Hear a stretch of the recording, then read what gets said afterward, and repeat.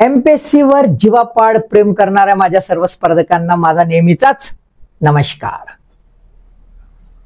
MPSC राज्यसेवा combined पूर्व परीक्षेमधील सामान्य अध्ययन पेपर 1 यामधील सर्वात शेवटचा टॉपिक सामान्य विज्ञान. आणि भाऊ टेन्शन काय झालं बे? भाऊ याचं लय टेन्शन येते का? कायला टेन्शन येते बे? अच्छा बापू मराठी मीडियम 10वी नंतर बीए आणि बीए सोबत जिप्री बरोबर आहे. तुला टेन्शन राहीनच. स्पर्धक मित्र मैत्रिणींनो, तुम्हाला माहित आहे ज्यांचं मराठी मीडियम मध्ये शिक्षण झालं, ज्यांना 10वी पर्यंत असं विज्ञानाच्या बाबतीत असं केव्हा संपते लमछा असं झालं आणि 10वी संपली का खड्ड्यात गेलं. आणि मग 8 BA असा काहीतरी केलेला आहे ना, मग द्यावं लागते कॉम्पिटेटिव्ह एक्झाम. त्यांच्यासाठी थोडस अवघड पण अशक्य नाही. थोडस अवघड अशक्य नाही. अजून एक की आपल्याला परीक्षा का करायची आहे? टॉप करायची आहे का? टॉप करायची आहे का? नाही. परीक्षा पास करायची आहे. PhD थोडी करायची आहे. लोकांना थोडी ज्ञान वाटायचं आहे नाही. बस हे डोक्यात फिट ठेवायचं, म्हणजे याचं टेन्शन येत नाही. समजलाच गण्या बापू?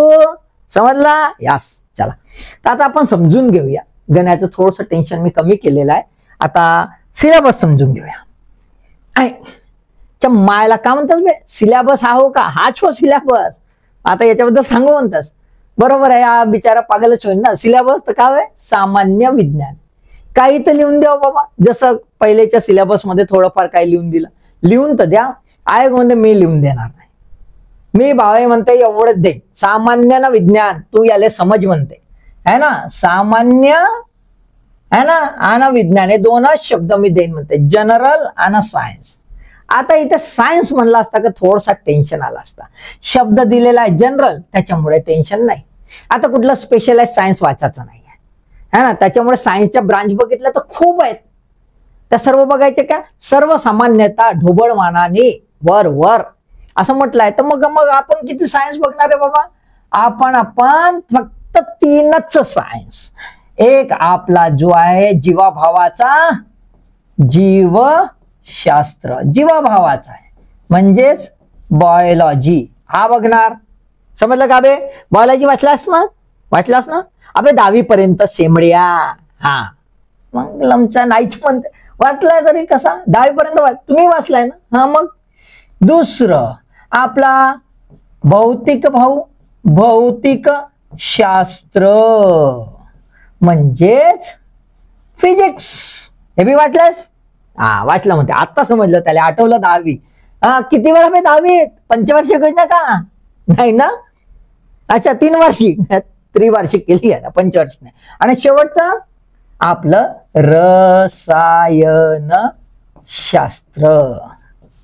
रसायनशास्त्र म्हणजे केमिस्ट्री. तुही केमिस्ट्री मस्त बाप जेप्रेसी तेवाली नव्हे. लमचा तिथंच चालला. बायोलॉजी, फिजिक्स आणि केमिस्ट्री एवढंच है ना. मग ह्यामधले लक्षात घ्या, ह्यामधले तुम्हाला काय बेसिक जे आहेत ते कॉन्सेप्ट करून घ्यायचे आहेत. बेसिक कॉन्सेप्ट बद्दल बरोबर त्याचे बेसिक फॅक्ट करून घ्यायचे आहेत.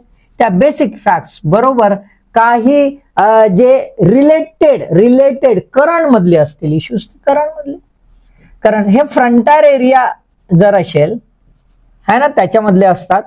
म्हणजे जसा फिजिक्स असेल सपोज टू बी, आणि फिजिक्स मध्ये होऊ शकते तुम्हाला इन्फॉर्मेशन टेक्नॉलॉजी जे आहे त्याच्यामधलं काहीतरी नवीन राहू शकते, असं होऊ शकतं. ठीक आहे.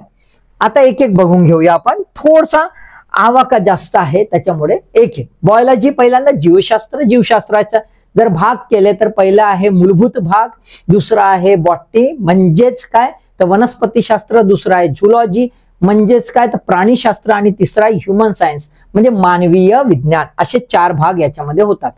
पहिल्यांदा फंडामेंटल बेसिक याच्यात बघितलं तर मानवीय आणि सजीवांची उत्क्रांती, त्याच्यानंतर त्याचं वर्गीकरण, सर्व सजीवांचं वर्गीकरण, त्याला फायलम वगैरे आपण बघतो ना तिथपासून.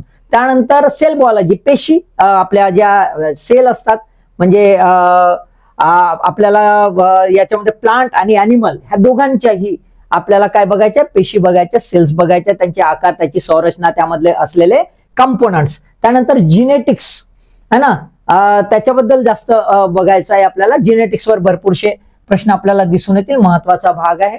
तर जिनेटिक्सवर त्याची जिनेटिक्सची प्रोसेस, त्याचं structure, DNA structure, RNA structure जे काय असेल ते, आणि त्याच्यामधल्या जे म्युटेशन्स वगैरे बाबी असतील त्या सर्व. त्यानंतर प्लांट आणि ॲनिमल याच्यासाठी एक सारखेपणा आहे दोघांमध्ये सारखेपणा आहे.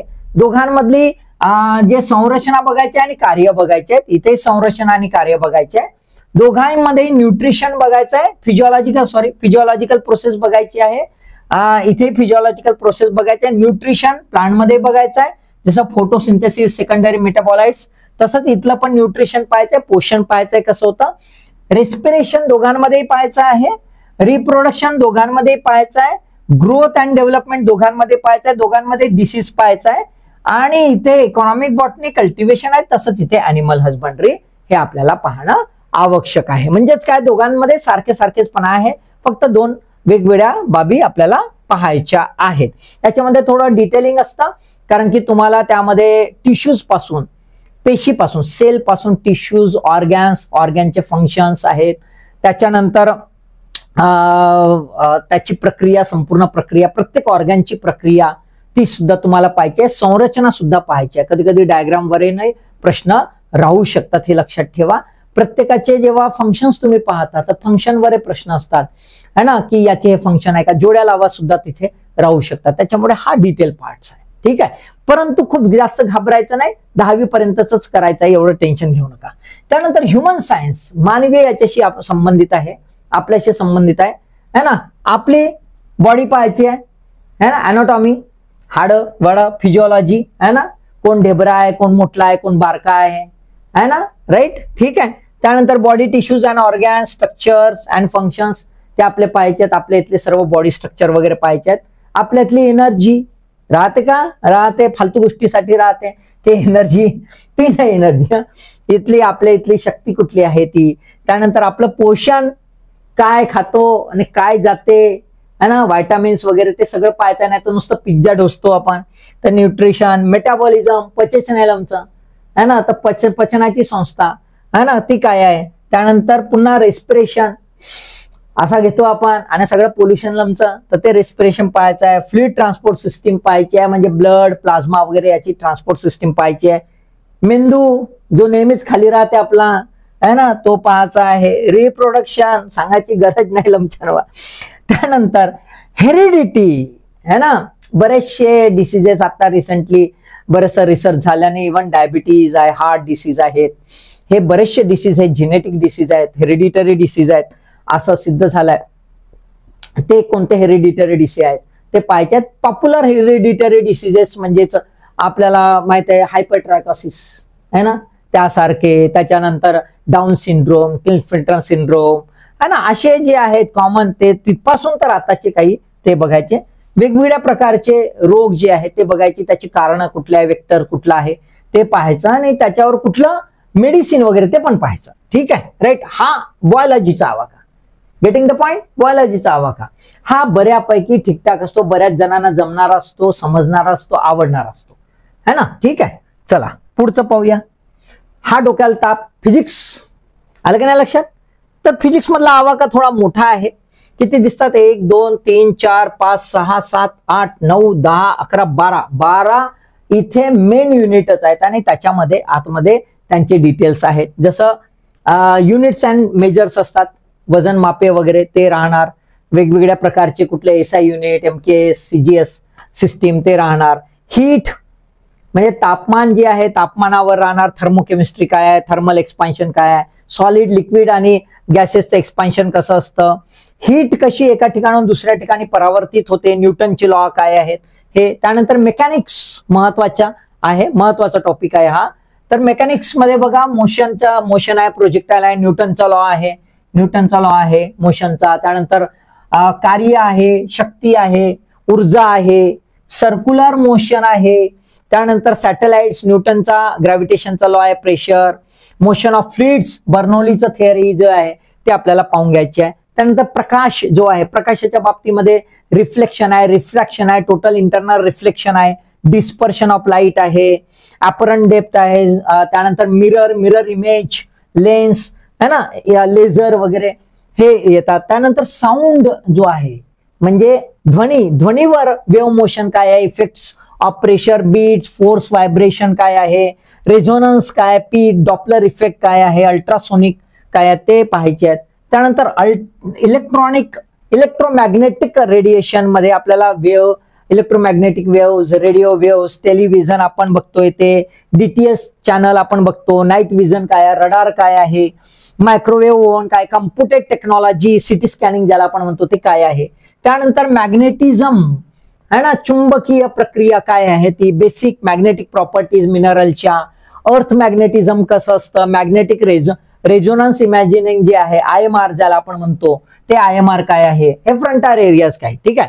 करंट इलेक्ट्रिसिटी, इलेक्ट्रिकल रेजिस्टन्स आहे, इलेक्ट्रिकल सेल, कार बॅटरी आता ती पॉप्युलर आहे त्यामुळे हे प्रश्न महत्वाचे आहेत. इलेक्ट्रिक सेल महत्वाचे आहेत. इलेक्ट्रिक करंट काय आहे, पॉवर जनरेशन हा पण महत्वाचा आहे.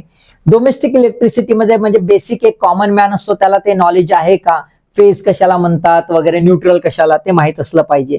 त्यानंतर ऍटॉमिक फिजिक्स मध्ये ऍटॉमिक स्ट्रक्चर आहे, त्याचे एलिमेंट आहेत, रेडिएशन्स आहेत, त्याच्यावर प्रश्न असतात, याच्यावर बरेच वेळा प्रश्न असतात.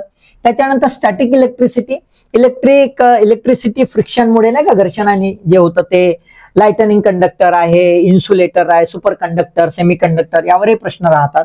त्यानंतर न्यूक्लिअर फिजिक्स मध्ये आयसोटोप, न्यूक्लिअर फोर्सेस आहे, रेडिओ ऍक्टिव्हिटी आहे, न्यूक्लिअर एनर्जी आहे ते विचारू शकतात. आणि स्पेस सायन्सवर सिलेस्टियल बॉडीज आहे, सॅटेलाइट्स आहेत है ना, ऍस्ट्रॉनॉमिकल युनिट्स वगैरे काय आहेत ह्या सर्व बाबी आपल्याला विचारू शकतात. म्हणजे बराच मोठा आवाका, बायोलॉजीपेक्षा बराच मोठा आवाका आपल्याला दिसून येतो. सोबतच एक महत्वाचं आहे की फिजिक्स मध्ये तुम्हाला न्यूमरिकल्स जे आहेत, न्यूमरिकल्स याच्यावर अधिकाधिक प्रश्न येतात बरेच वेळा.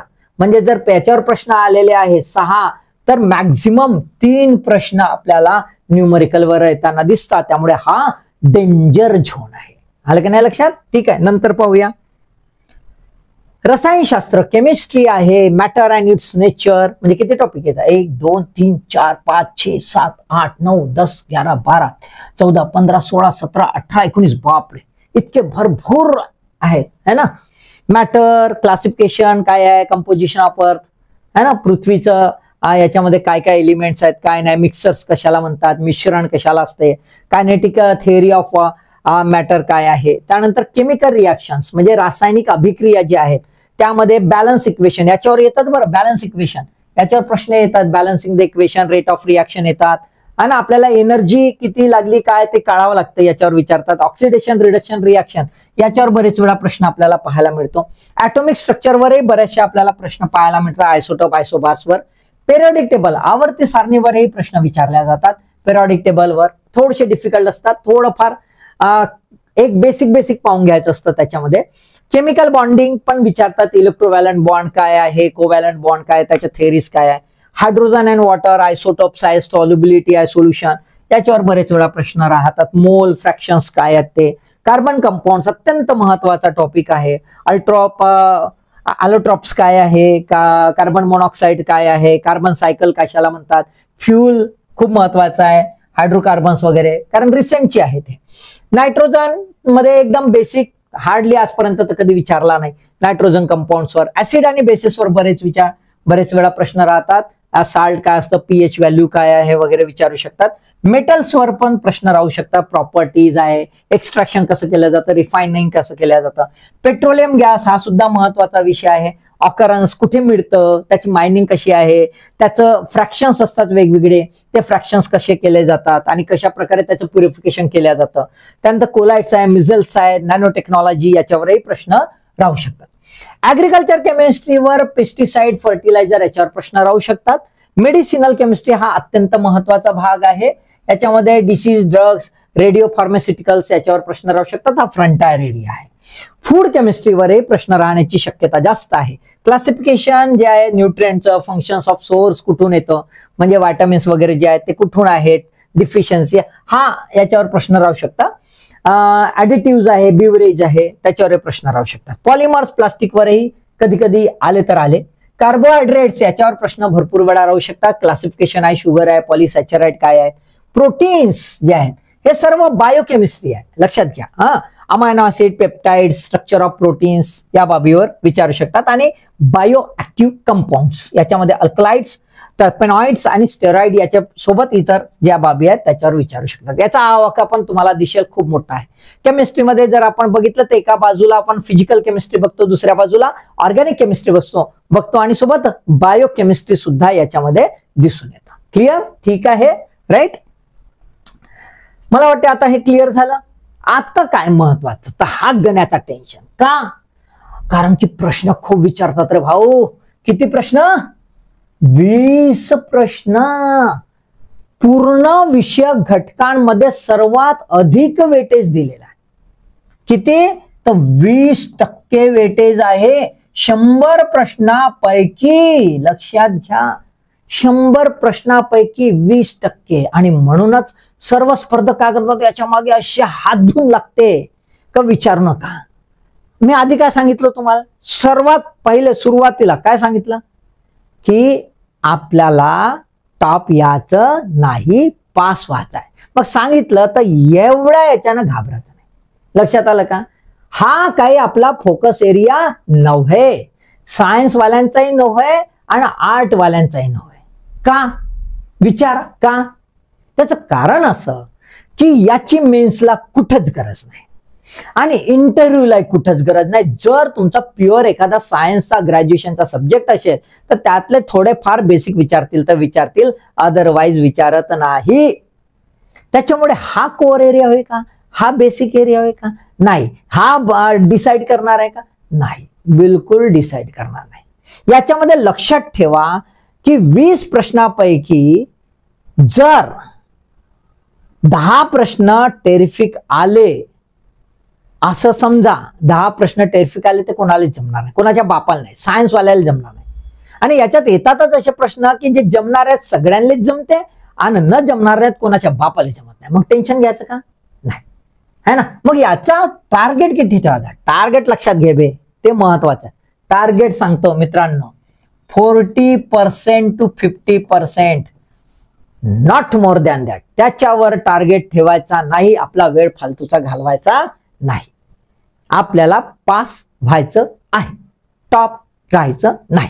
ओके, ठीक आहे. मग असं जर असेल म्हणजे जर 20 प्रश्न असतील तर 20 प्रश्नापैकी आपल्याला किती प्रश्न जमले पाहिजेत? किती जमले पाहिजेत? तर आपल्याला 40% म्हणजेच किती? 8 प्रश्न ते 10 प्रश्न, बस एवढे जमले पाहिजेत. तर आता आपण बघूया की 3 विषय घटक जे दिलेले आहेत, ह्या विषय घटकामधले 3 भाग जे दिलेले आहेत त्या 3 भागामध्ये कसे कसे प्रश्न विचारतात, म्हणजे मग थोडं लक्षात येईल आपल्याला. बरोबर आहे, राईट है ना. बघूया चला. तर आपल्याला काय दिसतं, बायोलॉजी, केमिस्ट्री आणि फिजिक्स तिघांचं फोड जर केली तर 2019 पासून 2023 पर्यंत 5 वर्षाचा जर आढावा घेतला तर बायोलॉजीला अधिकतम 9 आणि कमीत कमी 8, म्हणजे ऍव्हरेज मध्ये 8 हे बायोलॉजीच्या नावावर अधिकाधिक. आणि बायोलॉजी हा विषय बऱ्याच जणांना आवडता असतो, बऱ्यापैकी समजतो आणि बऱ्यापैकी जमतो पण. बरोबर आहे. मग आता ह्या 8 पैकी जर आपण एक पकडूया की एक 60 ते 80% जमला आपला, म्हणजे एवढा फोकस झाला आणि 60 ते 80% जमला तर आपण मोकळं झालं. बरोबर आहे, है ना. म्हणजे इथले किती जमतील? एक 4 ते 6 प्रश्न आपले जमून जातील, काही प्रॉब्लेम नाही. मग राहिलं केमिस्ट्री. केमिस्ट्रीचं बघा काय दिसतंय, तर अधिकतम 6 कमीत कमी 5. आणि फिजिक्सला नेहमी 6 विचारले, म्हणजे दोघांना ऍव्हरेज किती विचारल्या जातात, तर 6 विचारल्या जातात. आता यापैकी जर 1 2 2 जमले प्रश्न, म्हणजे इथून 1 काढा आणि इथून 1 काढा तरी आपल्याला किती? 8 प्रश्न मॅक्सिमम जमतात. किंवा जुगाड जमला तर अजून एक ऍड करा इथले 4, इथले 4 8, किंवा इथले 6, इथले 4 10. बस संपलं का. जास्त डोक्याले टेन्शन द्यायचं नाही. आलं का नाही लक्षात. ठीक आहे. राईट. बघा आता काही डिटेल्स पाहूया. कारण की बरेच वेळा असं बघण्यात आलेलं आहे की मुलं अभ्यास करताना हा विचार करतात की एक विषय आहे, त्या विषयातील कोणत्या भागावर अधिकाधिक भर दिला जातो रे बाबा. तर असं बरेच ठिकाणी विश्लेषण सांगण्यात येतं की बाबा हा भाग खूप महत्वाचा आहे, बरं एवढं बघा. पण तसं नाही. तुम्ही पूर्ण वर्षांचा आढावा घेतला, 5 ते 10 वर्षांचा, तर एका भागावर आलेले प्रश्न खूप दिसतात. पण प्रत्येक वर्षी किती आले याची प्रॉबॅबिलिटी आपल्याला पाहावं लागेल. ते प्रॉबॅबिलिटी पहा. काय दिसतं रे बाबा, काय दिसतं. तर तुम्हाला असं दिसेल कोणत्याही एका भागावर एका वर्षी म्हणजे प्रत्येक वर्षी निरंतर प्रश्न आलेला दिसत नाही, चुकून चुकून.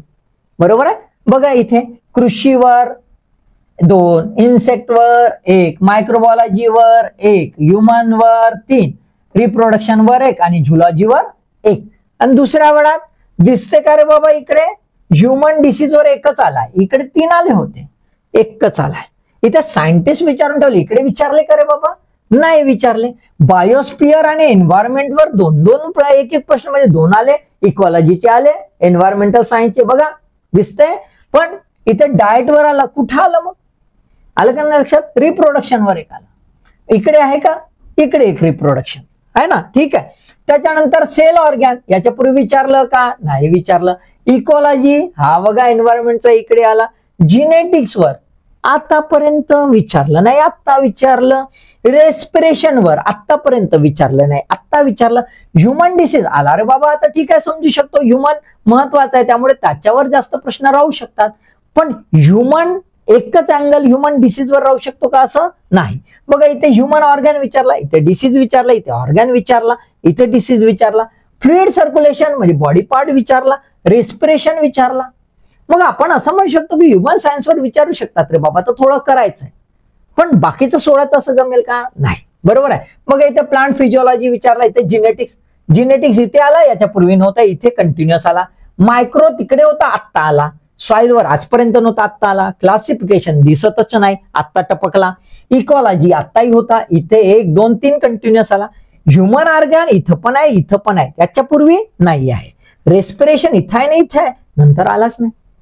Getting the point. मग आता इथला रेस्पिरेशन ह्युमनचा हो, इथला प्लांटचा, हे बघा लिहून ठेवलं मी, प्लांट म्हणजे सारखा सारखा आहे का, नाही. बरोबर आहे. राईट. मग इथे व्हायटामिनला विचारलं, याच्या पूर्वी डाएट विचारलं, पण असं व्हायटामिन नाही. क्रॉप डिसीज ऍग्रिकल्चर 2019 होता ना, आत्ता आला. बरोबर आहे.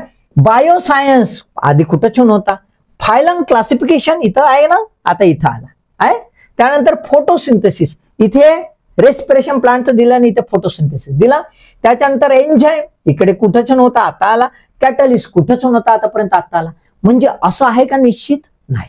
हा थोडंफार आपण म्हणू शकतो, पण तरी सुद्धा एवढं विखुरलेले आहेत प्रश्न की कुठलाही एक मेजर एरिया असा मायक्रो लेवलवर जाऊन सोडता येणार.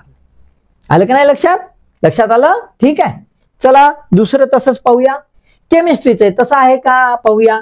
बघा ग्रीन केमिस्ट्री, आता इथून इकडे कधीच कुठंच दिसत नाही. हा ग्रीन केमिस्ट्री एक प्रश्न विचारला आधी, आता कुठंच नाही. मग ऍसिड आणि अल्कली दिसते का रे बाबा, ऍसिड आणि अल्कली शोधा रे इकडे. अरे बाबा दिसच नाही, कुठं गेला आता लमचा. हा इथे सॉल्स आहे का, अरे आहे का रे भाऊ, नाही. मग नाही ना. मग कंपाऊंड दिसरे भाऊ, इकडे आला पा, कुठला कुठं.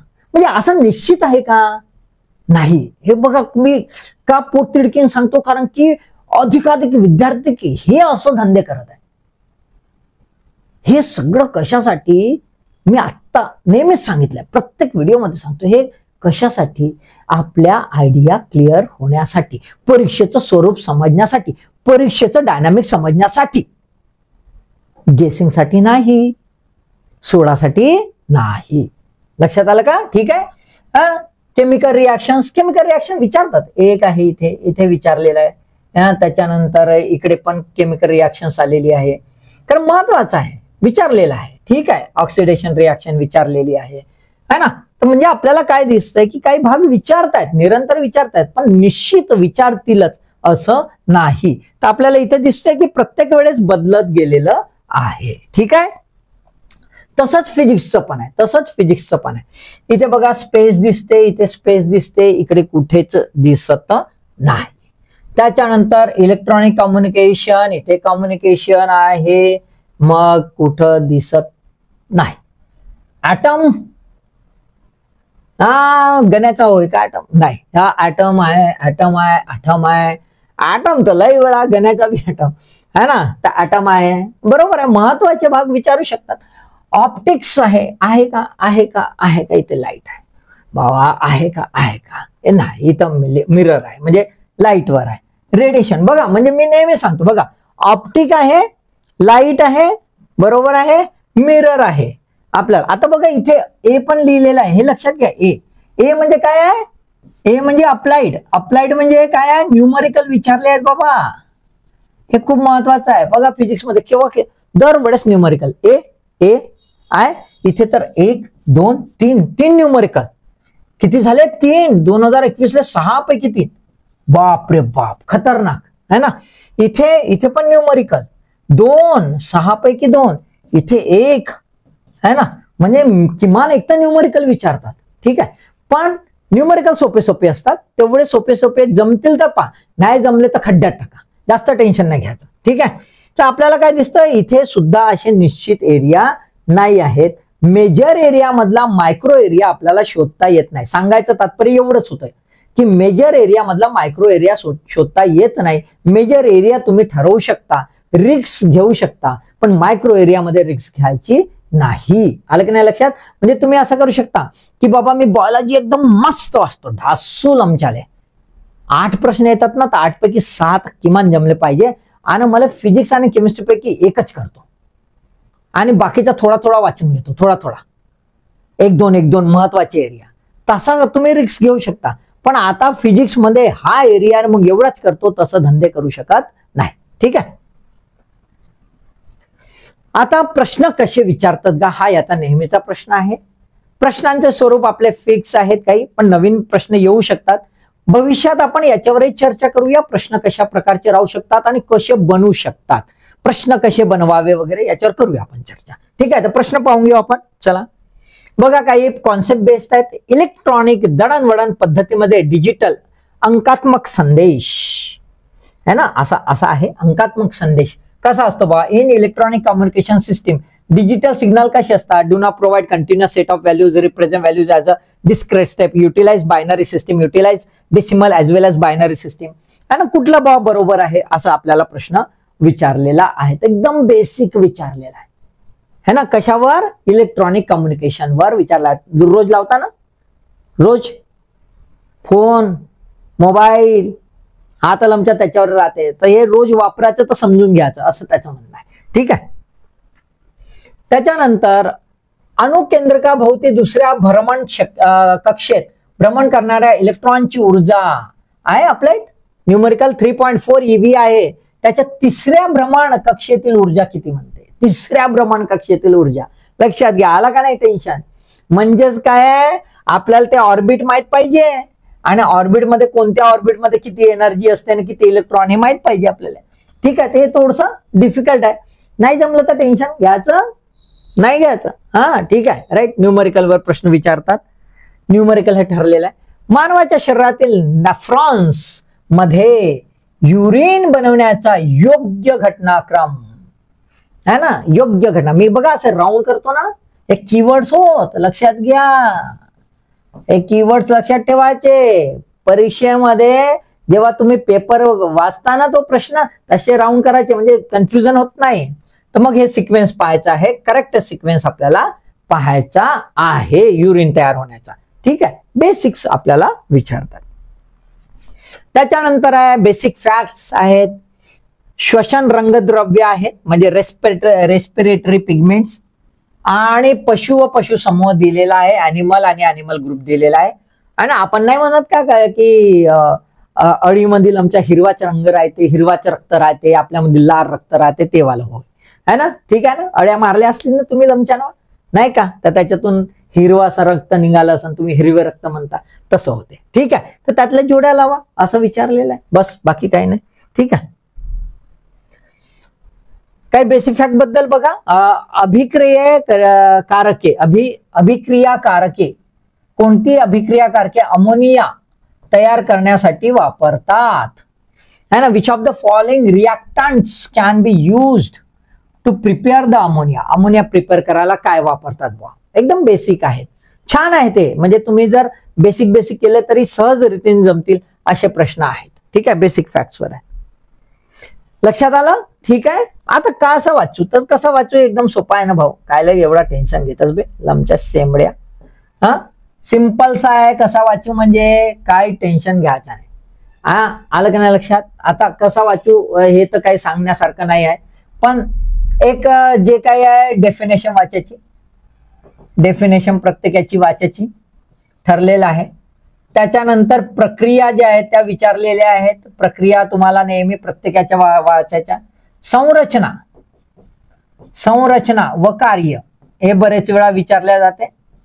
त्याच्यानंतर जे हे आहे मूलभूत तत्व है ना, तत्वे ते थोडेसे फंडामेंटल जे आहेत प्रिन्सिपल्स ते पाहून घ्यायचे. आणि महत्वाचे डायग्राम जे आहेत ह्या डायग्राम सहित अभ्यास करायचा. अभ्यास कसा करायचा, डायग्राम सहित, म्हणजे लवकर लक्षात येते याच्यामध्ये है ना. डायग्राम सहित करायच्या. आतापर्यंत एमपीएससी तिथपर्यंत मजल मारली नाही है ना, पण मारू शकते. आणि अशा प्रकारच्या डायग्राम येऊन एखादं लोकेशन असं विचारू शकतात, पॉसिबिलिटी आहे. ठीक आहे, पण खूप त्याच्यासाठी तुम्हाला काही डॉक्टर बनायचं नाही, इंजिनियर बनायचं नाही किंवा सायंटिस्ट बनायचं नाही. ठीक आहे, बेसिक वाचायचं आहे. तर बेसिक वाचताना आपण सोपं वाचूया. काय नाही, जास्त टेन्शन घ्यायचं नाही. 10वी पर्यंतच वाचायचं आहे. 5वी ते 10वी संपलं का. 5वी ते 10वी जेवढं आहे तेवढं छानपैकी करायचं. एक लक्षात घ्या, पण 5वी ते 10वीचं टेक्स्टबुकच घ्यायचं बालभारतीचं. नाहीतर बरेचसे मार्केटमध्ये तुम्हाला कंपाइल्ड आहेत, 1 लाईन क्वेश्चन बनवून दिले, त्या भानगडीत पडायचं नाही. समजलं नाही, लक्षात घ्या, कॉन्सेप्ट क्लिअर होणं महत्वाचं आहे. समजलं नाही तर पाठांतर होत नाही आणि मग अडचणी येतात मित्रांनो. ते धंदे करायचे नाही है ना. खूप सारे मित्र जे आहे स्पर्धक मित्र ते गाईड वापरतात. का आता बाबा ते सर्वत्र एनसीईआरटीचं आणि स्टेट बोर्डचं त्यांनी दिलंच आहे. अबे हो दिला आहे, पण त्यानं जर गॅप सोडले असतील त्याचं का करा रे, त्याचं का करा. आणि त्याच्यातून कॉन्सेप्ट क्लिअर होत नाही, ते डोक्याच्या वर जाते, रटावं लागते. म्हणून आम्ही रटतो. अरे पण समजलं नाही तर रटून का फायदा. आलं का लक्षात. त्याच्यामुळे 5वी ते 10वी. त्याच्यानंतर एखादी गाईड घ्यायच असाल तर घ्या, आसान तर घ्या, नाही घेतली तर काही बिघडत नाही, बिलकुल नाही. प्रिव्हियस क्वेश्चन पेपर घ्यायचे, 10 वर्षाचे काळाचे तेच क्वेश्चन पाहायचे आणि त्याच्यानुसार कसे प्रश्न येतात. लक्षात आलं का. प्रश्न जे आहेत ते कसे येतात त्याचं स्वरूप जे आहे ते समजून घ्यायचं आणि वाचताना त्यानुसार वाचायचं. याच्या बाबा जोड्या लागते रे बाबा, याचे हे 4 गोष्टी विचारू शकतात रे बाबा, हा फॅक्ट्स विचारतात रे बाबा, ह्या डायग्रामवर असा प्रश्न बनवू शकतो रे बाबा, असं लक्षात घ्यायचं. बस संपलं काम. बाकी काय है ना, बाकी काय नाही. वर्तमानपत्र याच्यासाठी की करंट मधला एखादा जर असेल तर त्याच्यासाठी वर्तमानपत्र वाचत राहायचं. ठीक आहे. एनसीईआरटी सोबत वाचत असाल तर फारच छान. 6वी ते 10वी तुम्ही वाचू शकता. एखादी जनरल सायन्सची गाईड तुम्ही इंग्रजीमध्ये घ्यायची असेल तर घेऊ शकता. न्यूजपेपर करत राहा. न्यूजपेपर मी सांगितलेला आहे, इंडियन एक्सप्रेस किंवा हिंदू. इकडेही वर्तमानपत्र तुम्हाला मटा किंवा लोकसत्ता तुम्ही वाचू शकता. एक लक्षात घ्या, सायन्सचा विषय आहे, पुन्हा शेवटचं सांगतो, सायन्सचा विषय आहे, बऱ्याच जणांना त्रासदायक जातो, जमत नाही म्हणजे जो सायन्स आहे त्यालाही धडाचं जमत नाही. त्यामुळे ज्यांचं सायन्स नाही त्यांना नाही जमत, काही नवल नाही, टेन्शन घ्यायचं नाही. आपल्याला काही इथं टॉप करायचं नाही आहे. हा मेन्स मध्ये कामाचा नाही आहे. इंटरले याचं विचारत नाहीत, वारंवार मी समजून सांगतोय. त्याच्यामुळे इथं जास्त डोकं घालत बसायचं नाही. टार्गेट 40 ते 50% वर ठेवायचा नाही, म्हणजे नाही. ही स्ट्रॅटेजी असली पाहिजे असं मला वाटतं आणि मी नेहमीच ठेवलेलं आहे. जरी मी सायन्सचा विद्यार्थी असलो तरी मी याच्या बाबतीमध्ये नादात पडत नव्हतो, वाचत बसत नव्हतो. जे काय बेसिक आहे तेवढंच मी केलं, त्याच्या भरोश्यावर बऱ्यापैकी आलं. ठीक आहे. लक्षात आलं का? आपल्याला हे पास करायचं आहे. पुन्हा शेवटचं सांगतो सोबतच.